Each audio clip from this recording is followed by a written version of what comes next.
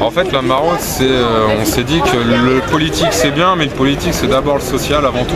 Oui. Et si on n'arrive pas à aller vers les nôtres pour les aider un minimum, c'est que tout simplement on n'est pas prêt, j'ai envie de te dire, à reprendre le devant dans notre pays.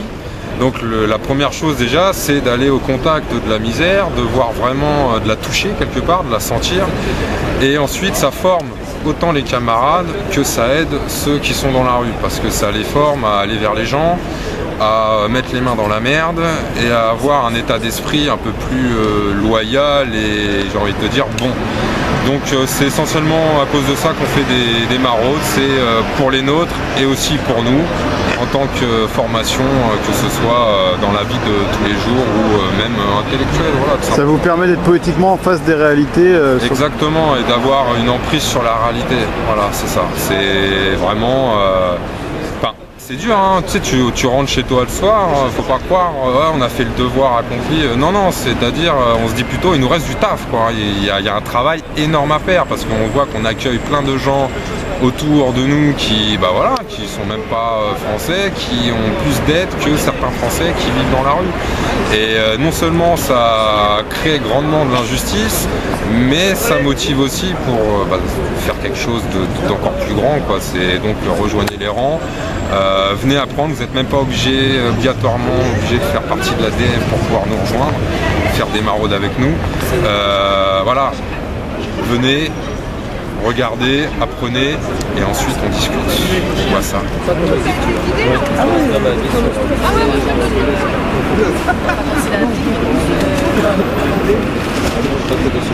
Bonsoir monsieur Vincent Vauquelin, bienvenue dans cette nouvelle chronique de rue. Je suis ce soir à la maraude, dans une maraude réservée aux pauvres. Est-ce que tu peux nous expliquer un peu ce que c'est? Alors le concept c'est simple, les nôtres avant les autres. On dit, alors on le fait. L'idée c'est de distribuer de la nourriture, des vêtements, des biens de première nécessité, ce qui va être sous-vêtements, produits hygiéniques et aussi du réconfort, puisqu'on parle avec eux, aux Français de la rue. Parce qu'on va partir du principe que les Français de souche sont discriminés en comparaison avec les Français dits naturalisés, voilà, les Français de papier on va dire. Voilà. D'accord. Est-ce que tu peux nous expliquer depuis combien de temps, grosso modo, vous faites ça Ouais, on fait ça depuis au moins 3 ans. 3 ou 4 ans, sachant que les premières tournées de solidarité qu'on a fait, c'est moi qui organisais ça à Rouen. D'accord. Et puis on en est aujourd'hui à plus de 2200 repas distribués, puisqu'on fait ça très régulièrement, hein. Il y a régulièrement des articles, on en est à plus de 60 tournées. Et qui finance la nourriture c'est les dons. C'est des dons C'est les dons, c'est les adhésions, c'est aussi des dons en nature qu'on peut nous faire, que des boulangeries peuvent nous faire, ou aussi parfois des sandwichs que nos femmes vont préparer. Voilà, c'est vraiment c'est du système D. Là nous sommes à Paris Saint-Lazare. Est-ce que vous faites qu'à Paris Saint-Lazare ou est-ce que vous tournez un peu partout? Ça dépend.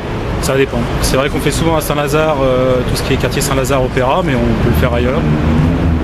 Voilà, ça dépend vraiment. Simplement, on a nos habitués ici, donc d'accord. C'est des gens qu'on suit mois après mois. On essaie de voir où ils en sont, on essaie de parler avec eux.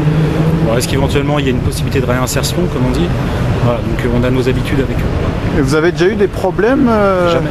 Jamais, d'accord. Jamais.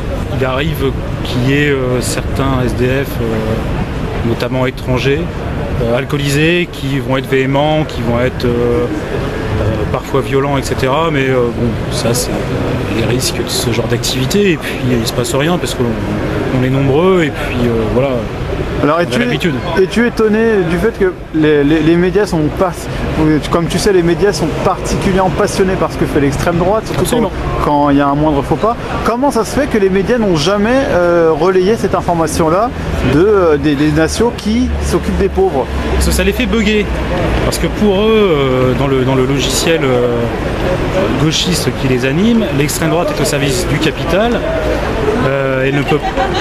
C'est naturellement le camp du mal. C'est Dark Vador si tu veux. C'est pas possible qu'on soit gentil. D'accord. Et en fait si, puisqu'on est animé tout simplement par les principes de charité chrétienne ou de charité française, hein, voilà, de solidarité française. Donc c'est pas quelque chose qu'ils vont médiatiser. Ils vont médiatiser évidemment si c'est la soupe au cochon ou ce qui avait été fait il y a quelques années. Dans ce cas-là, oui, on va lancer une cabale contre les activistes qui vont faire la soupe aux cochons. Mais sinon, non, on ne parlera jamais de ce qu'on fait dans les médias parce que ça colle pas au discours, au récit qu'ils font de l'extrême droite. D'accord. Même si on ne se considère pas d'extrême droite.